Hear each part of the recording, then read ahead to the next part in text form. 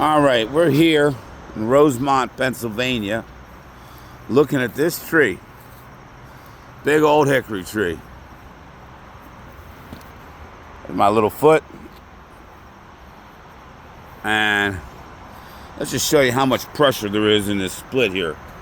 Look at the way those fibers are twisted right there. So the question becomes,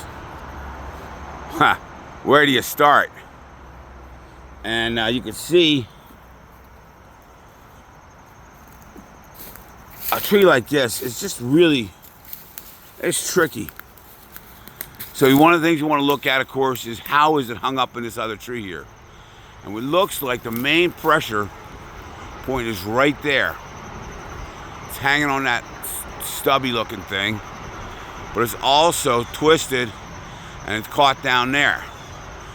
So at some point you are going to have to go up there, because if you cut this tree at the base here, which is probably what's going to happen, and I don't think it's going to fall, to tell you the truth, because the way that's twisted, they're twisted, there's that pressure being put because of that twisting branch is on it. I don't think it's going to fall, but if it does fall, it's just going into that lower crotch anyhow. So the question is, okay, you're probably going to have to go up there and make some cuts no matter what. Is it better to go up there and make those cuts first and then deal with this end of it? Or do you want to put this on the ground first and maybe, make your undercuts on the way up and get this thing a little shorter and pointing more up, so there's not quite so much weight. It's not hanging in the same position that it's in right now. So I think it doesn't really matter. I think you can do either one. But it's something you just got to spend some time and look this tree over and think about it. Now, on this part of it, how are you going to make this cut? This is hickory. There's so much pressure in there. There's a lot of weight on that log. There's going to, no matter how you cut, you got to really be careful to make sure your bar doesn't get pinched. I had the idea of throwing a line over that lower crotch in that tree right there, tying it off here, so no matter what, when this thing went down, it would swing that way. You can make the cut from over here safely. But either way, you're going to want to get this top completely out, cut it up as high as you possibly can, and then reach out. And then the question is, okay, with the weight, the position of the weight, is that going to want to, when it lets loose, is it going to want to come back at you? My feeling on this one is that it's flat enough now, that weight's going to come down. If it was higher, if it was like 45 degrees or even higher, all that weight would be pushing back at you. But